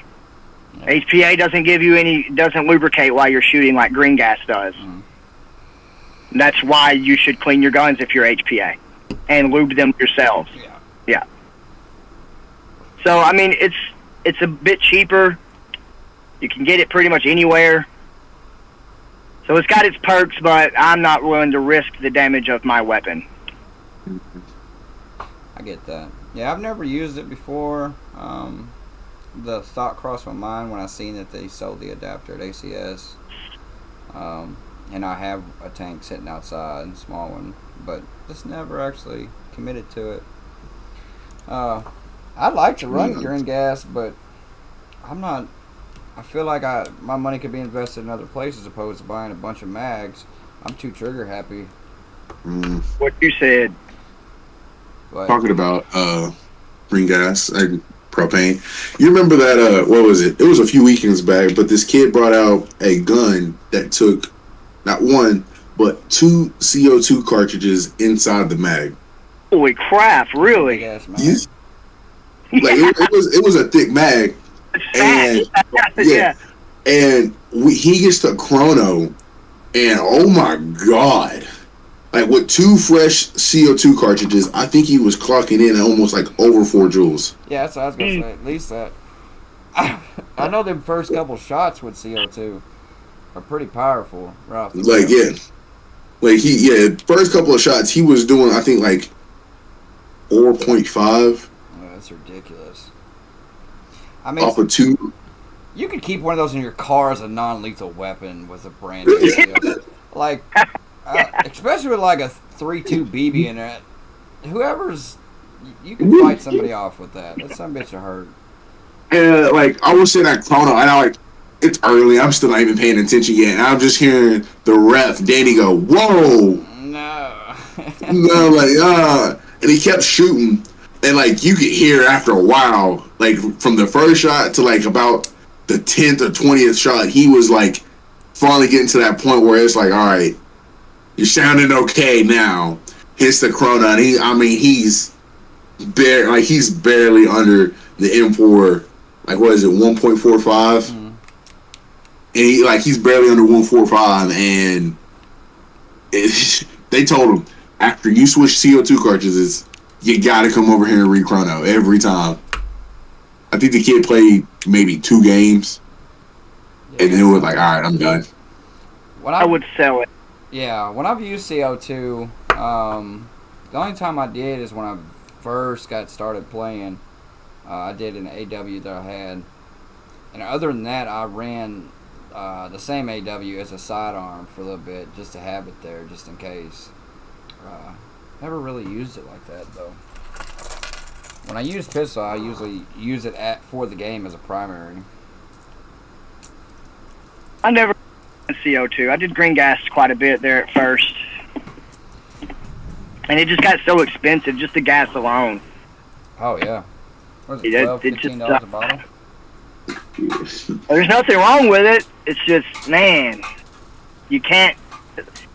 How do you expect to grow into other weapons that you want to work on and build and improve on when you're dumping all your money in gas. I think that's why a lot of people converted You know what I mean? to HPA. No, I mean, sir. like you, and I don't know about you, but I've the AEGs I've had, I've definitely it's either been teeth I've ripped off of gears or MOSFETs I've burned down to the core. Yep. I have stripped several teeth in an AEG. Like, yeah, I've opened a gearbox and I just see nothing but teeth laying around. I'm like, I'm gonna have to switch. I'm gonna have to find a different avenue because that's all I was doing is buying teeth, buying gears, or buying a new.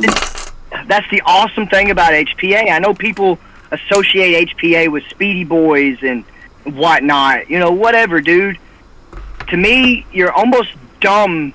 I hate to say it, not really, but you're almost dumb not to go HPA for the money. Oh yeah. If anything, you're gonna dump, $300 to $500 off the rip. But if you're running straight green gas or you're constantly repairing an AEG, you could have had 2 HPA engines and 2 guns, and diversity. It's a money pit. It can be a money pit. It really can. And that's for sure. I'm pretty sure everybody, not just me, everybody who went into airsoft, if you could go back and redo it the right way, you could definitely save yourself a lot of money in the beginning of all this. There's a lot. I think about it a lot too. I'll sit there and look at my airsoft guns. I'm like, man, I could have had you and like 2 more guns. Yep. If I would have just, opened up the wallet the right way instead of just buying what I thought was cheap and gonna just work for me until, nah. Yeah. But on the plus side, for beginners, AEG is the way to go. I mean, if you don't have a lot of bread to spend, I mean, I know a lot of people dog on Lancer Tacticals, but they've upped their games. I mean, they've upped the game. They've gotten better. For a beginner, I don't think that's a bad start. G&G makes a good beginner gun. There's a lot of good ones out there. There's no need to go dump $300, $500, off the rip if you're a beginner. But if you have the money to do that, and you're a beginner in airsoft, and you want to stay with it, that's the way to go. Yeah. I mean, straight up. And it's HPA, so you can go buy, $100, $200 freaking tactical. Drop you an HPA engine in there, and you're going to have a gun that will last you for a long time if you take care of it. Like, this is literally the body of, like, one of the very first guns I had. Yeah. So, I can tell you, it's old.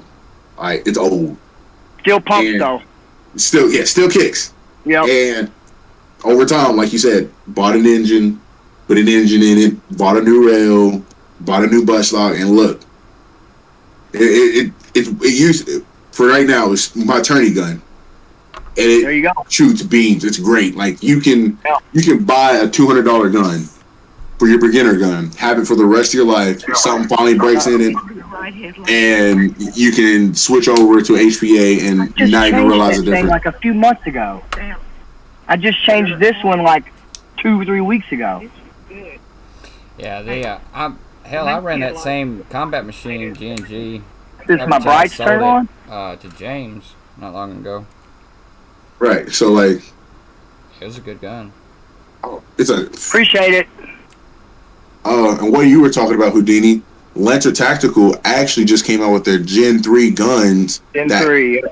That comes out pre-MOSFETted to where you can do burst fire. It's a bulb. You can do burst fire, and it can handle a 11-1. So it can automatically handle 11-1. So I mean, if you're new into this, me personally, I would either say Lancer Tactical or G&G, hands down. You're not going to be disappointed. You can upgrade in the future, and it accepts literally everything. Yep, you have something that you can go run with off the rip, and use and maintain, and then gradually build up to what you have. Exactly. And then another thing is if you're a guy, like, again, you're a new beginner and you hear about a DSG or a SSG and you want one of those, Lancer Tacticals Gen 3s is modded to actually handle one, and you won't have to switch out the like MOSFETs as much. Like you automatically get a MOSFET in the gun, so you don't have to worry about getting a MOSFET to handle 11.1. You already got that. All you need now is the gears, the pistons, and the tappet, like all the other stuff that, you know, again, it's expensive, but that's one less thing on the list you have to worry about. HPA is just so much easier to work with. I mean, it is nothing to open up a gearbox, drop an engine in, run a couple wires a certain direction, and close it up. Just the closing of a gearbox, when you buy a new spring for that son of a gun, just closing it is a bomb. Oh yeah, Yeah. AGs, man. I mean, I've seen a few people to kind of amp them up, man, but there's just been something about them that steers away from the headache. That's why I like the simplicity of HPA. I don't know. When I first got one, because I had my GNG and I had it upgraded, put a Titan in it, new gears in it, all that stuff, and man, I played with it that first day I got it back, and it messed up on me. Took it back in there, got it repaired, got it back, same day. It was a night game. Got it back, got out there, wasn't 5 minutes in. Done. So Danny actually let me use his, I used his ARP9 with a drum mag for the first time. and he was addicted. That was all it took. That was all it took. Yeah, it was a wrap at that moment. All right, so Michael B asked, "What about Euro Tactics?" What about? They're not bad. There's worse. Yeah. I got a Euro Tactics grip. My grip is on point. I know that's what I'm saying. They're not bad. Like, it's still kind of a new thing, though. All right, coming from me, I'm gonna say this much. You have experience with yours. I was there that day. What? Bad for you. All right, coming from me, I had a Euro Tactics. Mine broke. It got situated. I'm planning on building another one, so keep an eye out for posts like that. They're a great gun. They are heavily expensive, and for competition base, they are the perfect machine. But my personal opinion is either watch very, very detailed videos on how to get into the grip, get one set up, how to cut the line and everything else, I got a video for that. Yeah, go to Steve's video or take it to your local tech. I promise you, that is a non-beginner type situation. It is not you. There's a lot going into it. There's a lot going on, and I would hate for somebody to spend the money that you have to spend on one and mess it up. That is the truest opinion I can bring out for that. Which I would almost say that's the same for Kappas as well. Yes. Most certainly. It's the same. A lot of my knowledge came from who you guys are repped by, LA Kappa. Yeah. A lot of my knowledge on building Kappas came from them. And shout out to them, by the way. Great videos. If you don't know how to build a Kappa, definitely a good place to start. Yeah, like it's like I personally work on my own stuff. So again, if I'm somewhere else, if something goes down, I literally can sit there and rip it apart, look at something, and know what's wrong. Yeah. And that's great to have, because you can't always make it to a tech at a field or. Oh no. And if you do, you might not get it back in a week or two. You know, if they're busy or you know what I mean. I highly encourage people to learn their own weapons as much as possible. I think when they asked about the Euro Tactics, I think a lot of people call the reference to, or I've been heard of it as a tank gun. Now, I do naturally say a Euro. A Euro grip is the first thing I kind of refer to. So if I'm talking to mine, I'll say a Euro. But then it's kind of like, because I couldn't tell, somebody can tell me how they want, but Monk is a certain brand, so Monk has their grip. Euro Tactics has their grip. But what in the hell would you call that specific gun? As in, like mine. What would you call it? I see. No matter what, I would call it a Euro gun. That's what I I would would call do. it- But in I would reality, just call it custom build. Yeah, yeah, like it's exactly. But at the same time, it's kind of like you get two different companies. Like, so this person said Euro Tactics. Euro Tactics is what mine is. So that's what mine is, the ESG Euro Tactics grip.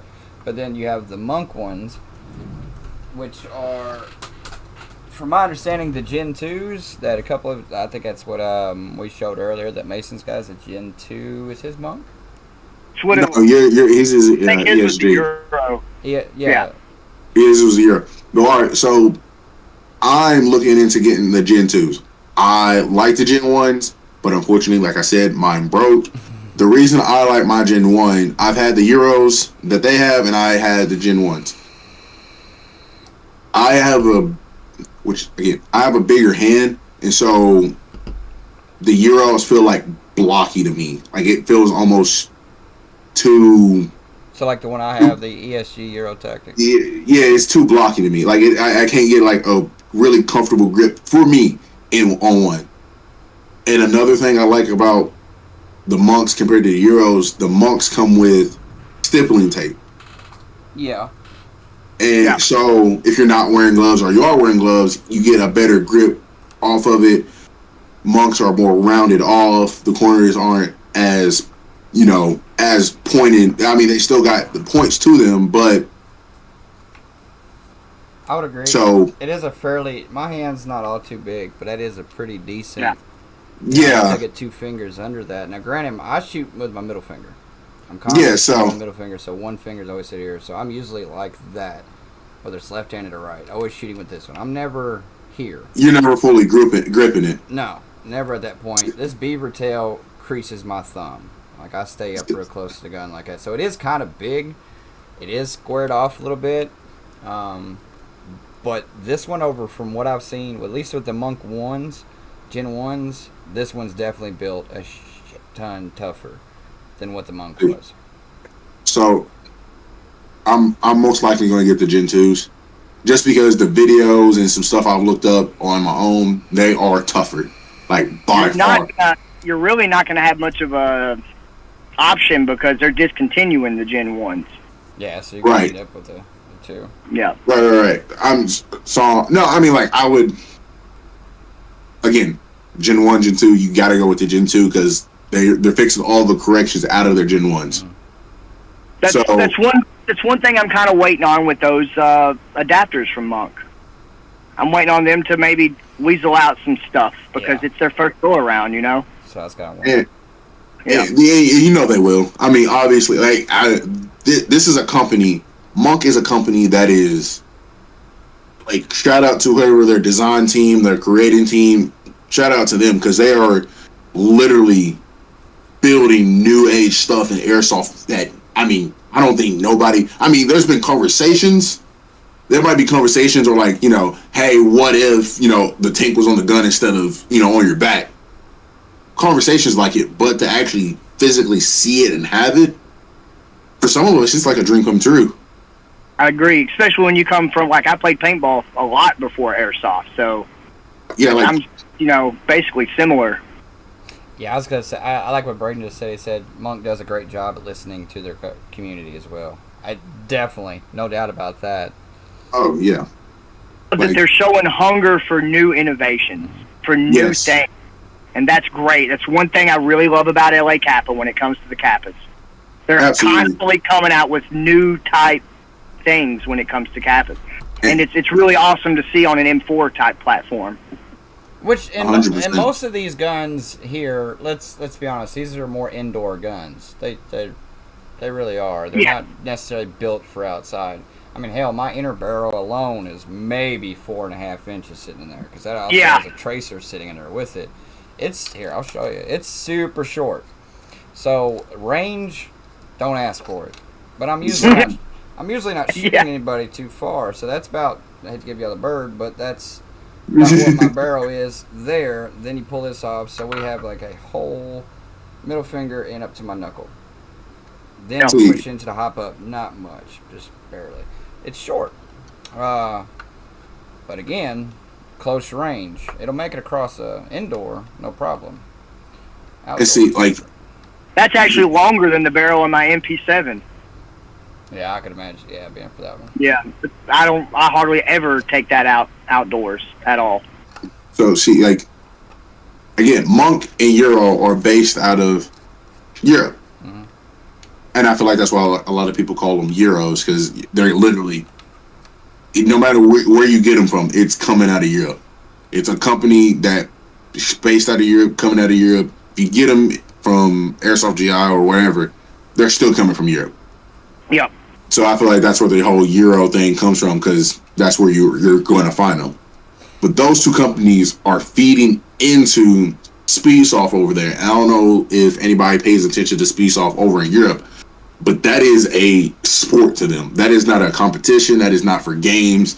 I mean, you have to be 18 to even own an airsoft gun. So you're getting into a competition where you have 18, 19 and 20-year-olds into going in this competition, fresh out of high school, who maybe done a sport there or is, has done competition shooting or stuff like that.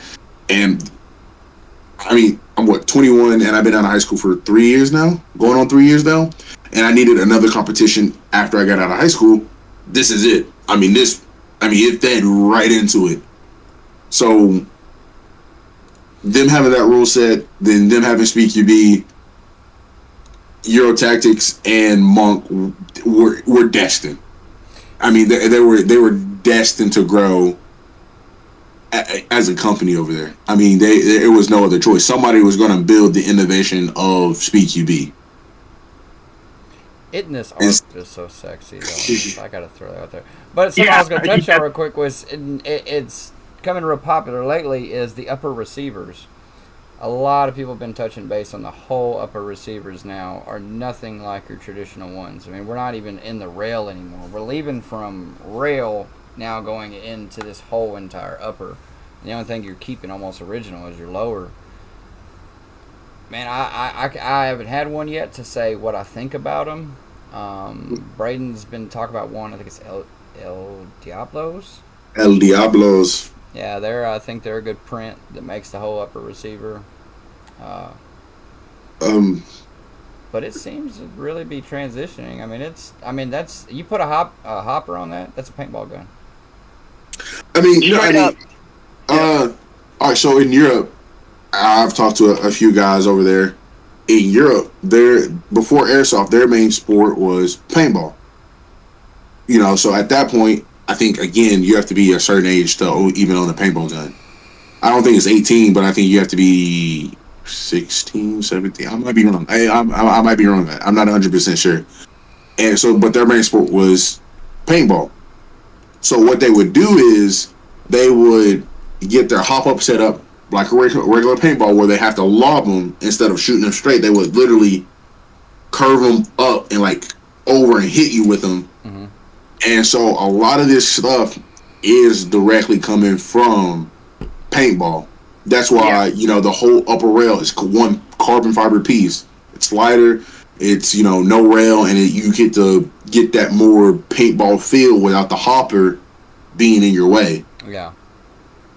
And some of these simply by looking at this photo, just how it's all rounded in the upper, it almost makes you feel like your air seal is going to be better. It's not as big around. It seems way more compact. Should compact your air a lot better. I think it might have a lot of hidden perks. Absolutely. You're looking at this picture. All right, he's running a carbon fiber upper entirely. So rail and the upper receiver is just gone. Carbon fiber. Mm-hmm. All right, bet. He's running art mags, hold 120 rounds. All right, lighten it up even more. The Euro grip plus the carbon fiber tank. He's probably holding. I wouldn't even give it maybe 2 pounds at the heaviest. Yeah, that's without the tank, hands down. Yeah, without the tank. Super light without the tank. I was like, I'm thinking with the tank, I'm saying a full mag with the tank, full of air, he may be holding 5 pounds, maybe at most. At most, and it's all spread out, so he's not even feeling it. No. No, Like these 48 tanks are super small too. They're super awesome to use. I mean, just think of how big it is to my hand right here. It's not Yeah, much. like- It's super yeah. small. he's not feeling any weight right now. He can honestly play all day, get back home, not even realize he played with his arms. 100% with you. Which I get. Some people want to use something with realism when you start getting into Milsim stuff. I get it, but I guess it's just different strokes for different folks, you know. Like, what are you kind of into? And I have no problem saying. I mean, I don't know why any airsofter would hate paintball. If I could afford paintball and we had a field right here, there'd be a PBZ paintball team. Mhm. Like, Yep. There would. There really would. I played paintball for about 5-6 years, pretty consistently, and did a few tournaments and whatnot. With it, paintball is crazy fun. But once I discovered airsoft, it was a no-brainer. Honestly, not just for the money. I think the competitive sport and being so natural with an actual like functionality of a real weapon is pretty awesome. Straight up my alley. And I'm not dogging anyone that plays paintball. It's still a very, very competitive sport. There's still very awesome teams that play. And I occasionally watch some footage from tournaments in paintball still. Because a lot of that stuff's interchangeable as far as like play style and how aggressive you are and knowing the field, working the field. A lot of that is transitional when it comes to airsoft. Absolutely. And I feel like once a few paintball teams discover like a true SpeedQB tournament, oh, that's going to be a send-off. Yeah. I mean, it's going to be a send-off, 100%. I mean, something opposed to, like, I had a pretty decked paintball gun. I had all kinds of money in it, and I had a pretty long barrel for better accuracy and whatnot. But your paint, you'll at least have 1 out of 3 or 1 out of 5, depending on how good your build is. Just a crazy stray of a paintball, like nowhere near your target. You can really dial in airsoft guns to where you can be very accurate with the majority of your BBs. Yeah. And to me, that kind of sold me a lot when it comes to airsoft and paintball. Yeah, I mean, if I played paintball, I'd play speedball, hands down. Yeah. Right. Which I'm low key envious. I watch like Owen Media or something like on Instagram, and they're out there just rocking it, and just the sound Yep. of it, just oh my gosh, it's very tantalizing. I really like it. And paintballs hurt more. Not to mention if you bust a ball in your barrel, man, Oh, the cleaning process alone is probably terrifying. pain, man. And you will bust a ball in your barrel. It will happen. Don't care how experienced you are, it's going to happen. Okay, because I've had a few people message me and stuff like this, as we're playing SpeedQB and stuff like that. Please tell to the public and to the people, how much is a box of paintballs and how long would it last you? I can only speak on that from years ago. The prices have probably changed since then. But I was dropping easily. Ooh, there's a freaking big old possum out here. Anyways, I would drop $60-$70 easy on like 1,000 paintballs. Okay. Those paintballs are gone before the day's over. Yeah, no doubt. I can one large bottle of BBs at, let's say, CartCon or Nashville and use it for 2 weekends. A whole bottle? Yeah. Shit, I mean, you got to think I'm running, especially if you're running a Kappa, you're not shooting near as much as what your ARP will do. So, obviously, the weapon plays a big difference. Because if I'm running my Jack rifle that feathers with a speed trigger, no, dude, I'm going through bags of BBs, easy. Like, it feeds like crazy. But with the Kappa, not so much. Yeah, exactly. Yeah, the weapon does play into it, but I was trying to get into. Okay, all right. So imagine just posted HK Army tournament balls 2,000 count is like $80. It's went up since I played years ago. All right. So you're thinking $80 on 2,000 paintballs. Yeah. You said you could fill. All right. Do you remember how much a pod would hold? You know what? I think last time I looked, a pod would hold maybe 250 to 300. One of the little pods on your back. Yeah. Oh, like the carrier pods that you got. Yeah, for paintballs, yeah. Yeah, So, I think they hold around that much. Of all right, course, so they got smaller ones and bigger ones too. I'm thinking like right there in the middle is 250. Right. I All would right. say it's around that ballpark. You get 4 of those, you're already holding basically half of what the tournament balls are. And I typically see a backline guy, he'll empty all the way up until like his last one. He's either on his last one or was about to pour into his last one. And if you look at competition games, dude, they have pods lined around their back. Oh, 100%. I mean, stacked. Oof. I think I was watching one commentary. Dude literally had, I think, 8 pods. I want to say 8 pods, even number. You know. Okay. Sponsor. You're looking at probably $30 a box. I carry like 500 to 600 rounds on me, but I run light. That's from 600 Predator. rounds is light. Wow. Yeah, that's coming from Predator. Wow. Okay. So Yeah, he's definitely been doing it. again, you know, I'm thinking as a backline guy. I'm thinking that because the backline guy is your guy who's covering you the most. He's holding 8. He's holding 8 of the 250s. I would say minimum.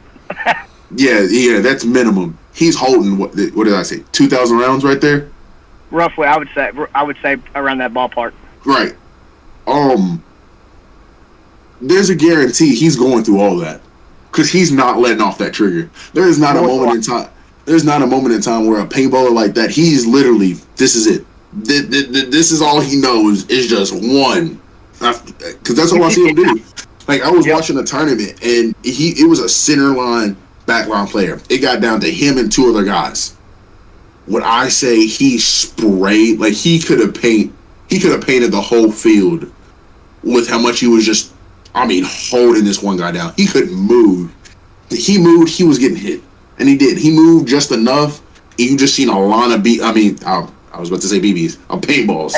Just fall on him and he got peppered down. I'm like, yeah, he just got back to his next target and just kept going. Just dumping them. And after the tournament was over, you just see him walk out, literally holding his last pod, and Trigger's still on the feather, and went over there, I guess, tapped the back of the bunker and showed where he was literally, this was it. Once I hit this one, I was out. So That's too much. I could run EPM. I can run EPM mag for a 10 to 15 minute game on a Kappa. Oh yeah. Maybe a mag and a half. Like, all right. Imagine said me as a frontline player, I maybe use half a bag a whole tournament. For paint? No. BKB. Oh yeah. Maybe half a bag. Maybe half a bag. Yeah. Definitely. Me? Oh. Yep. The back line is always shooting the most. yeah, I got we got people reloading for us in between. You're muted. Steve. You've been muted. I know. I hear Okay. you. Okay. Me as a backline player, There he is. There you I was go. gonna say we have people reloading on the sidelines when we. I know me. I probably run through like maybe I want to say on a healthy number of like 3 or 4 bottles of BBs. In all reality, I'm probably running through a lot more. So I've played backline one time in a tournament, and that was when I helped SG out for like a few games. And my bum knee, I couldn't play my usual spot, so I got my jack out, my rifle, and I rock a minimum of 4 EPM mags. That's, for those that don't know, we're looking at like 1,000 rounds, 250 a mag, right? Right. I've got about 4 of them. I run at least 4 of them at a time. Every round, or every set, right? Best 2 out of 3. After every set, whether it's been 2 games or all 3, my EPMs are empty. Yes. All 4 of them are gone. But if I'm running front snake or front X with my Kappa, a mag around at most. A huge difference. Yeah, that's absolutely true. 100% true. Huge difference. Yeah, like you like what you said earlier, the gun definitely changes up the style of play. But Yep. The position also has a lot to do with it. that too. Absolutely. There's one good thing about Speed QB, which also with paintball, everything, every bit of that, your weapon, your position, your style of play, all that plays in how you work with how many BBs or paint you use. And I've been wondering before I have to get off here, I got about 5 minutes before I got to go clock in. I've been wondering, Caleb, how was that bruise on your hip from that freaking swan dive, bro? Oh, my gosh, man. I would have been limping, buddy. I'm 32 years old. I'd have been limping, hitting that hard. Dude, yeah, the swan dive was definitely one of the highlights of the tournament, for sure. It went hard. I got a pretty awesome video. I was on that side of the field when he did it. I'm going to have to try and share that to him.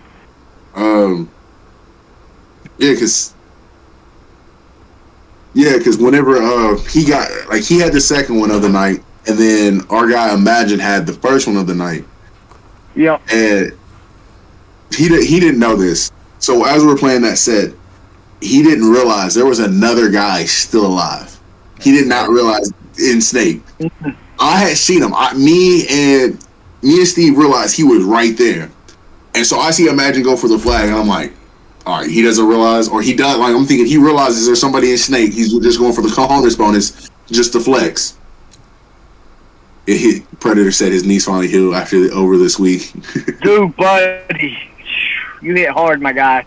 And like we were saying earlier, backline players. I'm sitting there. I see the guy. I'm like, bud, if you move, I mean, you're just gonna get peppered. Braden said, "Stop telling people I didn't know. Just let me look good." No, come on. You still look good. Don't get it wrong. You still look good. You still got us the cojones bonus. But I'm saying, I'm talking like I'm over there. I'm just giving her all she's got. Like, there's no, like, you come up, you're gonna get hit. And I felt bad for the guy because, like, I feel like he knew. I was like, they're probably hanging the flag on me, and if I try to do anything about it, I will get shot. Yep. And it's those little bitty moments. Side Steve, the last NA tournament, man. That slide you had was nasty, bro. It was a pop slide. You didn't skip a beat, bro. You didn't skip a beat. It worked out perfect. You was slinging on the slide. As soon as the slide stopped, you were on your feet just walking it. It was phenomenal. I don't do my own clip of the weeks, being I'm on this podcast. I feel like that'd be toot my own horn, but I will pull it up real quick before you leave. Slide was mad prop. It worked out. We was playing SOS, and that's the one video I had of that whole tournament. I'm sorry, I was just more focused in playing than recording. But yeah, that you see it in that video, me sliding, but you know, from my POV, it doesn't look like much. And I'm so glad Mason was on the sideline. He caught that, and it just worked out perfect. It was a well balance of aggression and accuracy in the whole thing. Like, I thought it was very, very well done. Very well done. You didn't let up on them the whole way through. I noticed you did not let up on that position, and then you wind up walking it around on them. It's ball game. When you get bunkered like that, just call you hit and walk off, homie. Like, yeah, it was yeah, Very well played. Let me pull this down and I'll show it. Oh, here we go. Need to get your 50-yard slide from the night game. Bro, I wish somebody would have got that. Dude, that one felt so boss, man. I mean, to me it did because I slid and it was wet and I did not anticipate sliding it far and I was already shouldered up and just sitting there just firing and still sliding. It felt so cool to me.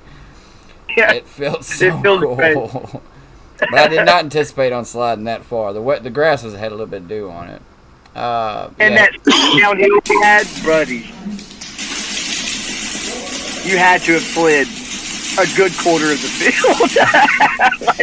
like, jeez, bro. Oh, that still looks so good. Absolutely. Just whoop and kept going. Just rushing. Yep. It was smooth through and through.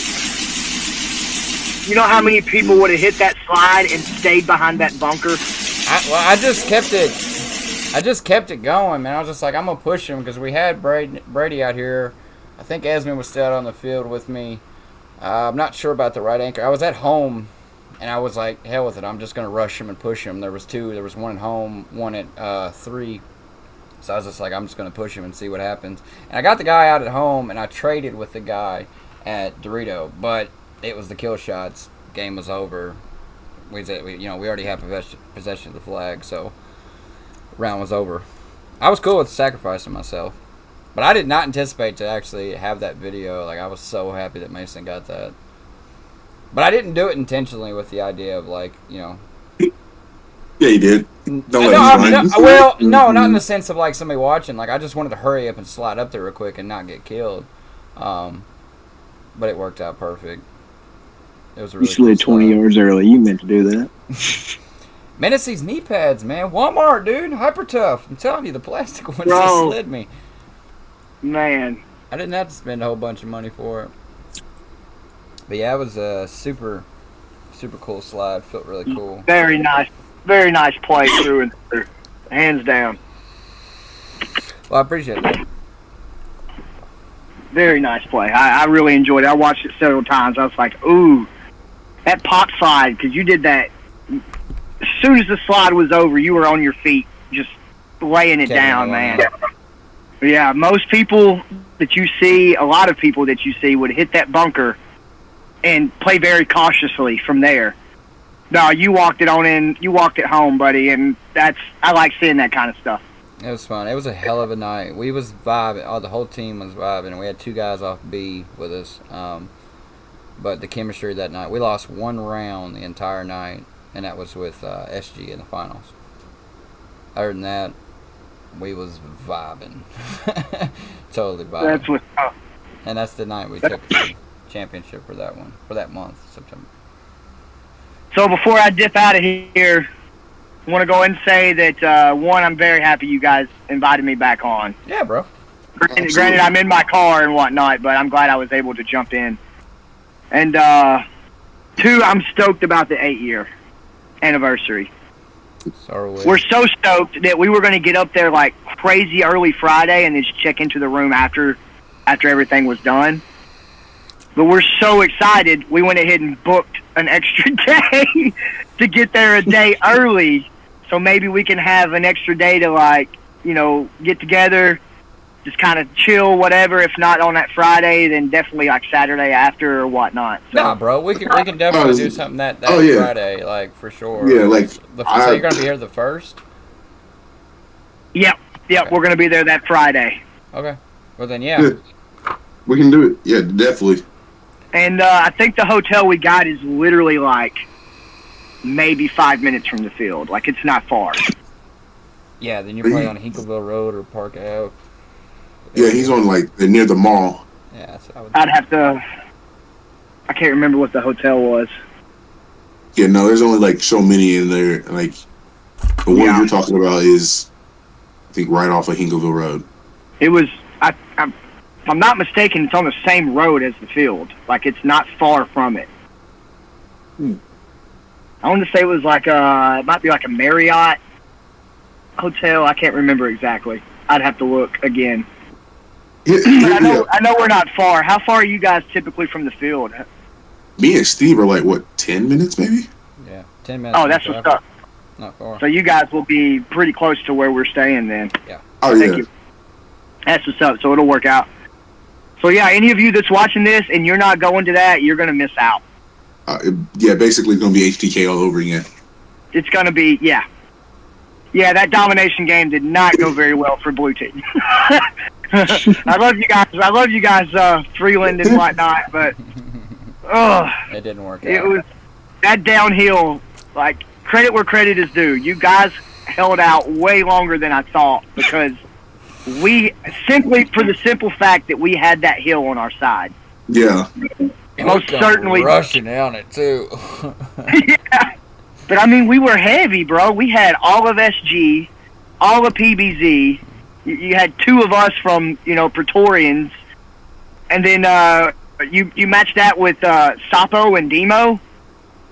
Yeah, it was good. Yeah. Come on, man. It was solid. It was super solid. I mean, come on, man. Definitely ready to do it again. It was. I'm totally ready to hit HTK again. And Kenny with Known Enemy, he's working on his own indoor field. Yeah. Turf indoor field. Shout out to Kenny, dude. I got your patch. I know you've seen it on Facebook. Love the patch. It's awesome. Appreciate it. Got it right up there next to SG and PBZ on the patch wall, of course. Which normally, if I was at home, you guys would see that on the video.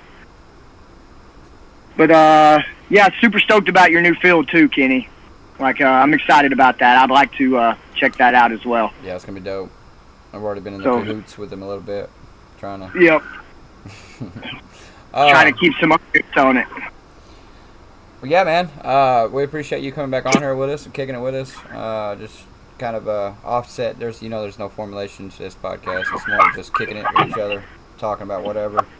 Yep. Try to stay informed in a way for all of us over on the East Coast. But nonetheless, we'll let you get to work, and I'll end this because it's been 2 hours and 6 minutes, maybe 3 minutes somewhere in there, maybe 1 minute somewhere in there. It's been 2 hours though. But it's been a good little podcast. There's always good interaction. But for you three that are still on YouTube, I don't know if anybody's on Facebook. If you heard me earlier, submit your gun to the PBZ Instagram. I'll leave it. It may be in this description somewhere. You'll be able to find it. You might already be following. If you're not, I don't know why you're not. Follow us, submit the gun, send it to our DM, and then maybe next week we can find some time to do that, to review y'all's guns, see what we think about them, get into more conversation. Houdini, again, appreciate it. Yeah. Really do. Yes. Much love, guys. Oh, big love. Until I then, will. Glad to see that cap is spitting. Can't wait till you're done with it. Man, it's. You'll see. I can't wait to play against you with it. Well, I don't know if I want to play against you with what I just said. Yeah, in the I won't videos do. earlier. I'll be gotta one of the get my- 17 going to the morgue over here. I doubt that. I got to up my game somehow. So, Well, I really appreciate it, guys. Much love. I'll be happy to do this anytime you guys allow it. So cool. Well, until take it easy. will do, and all y'all.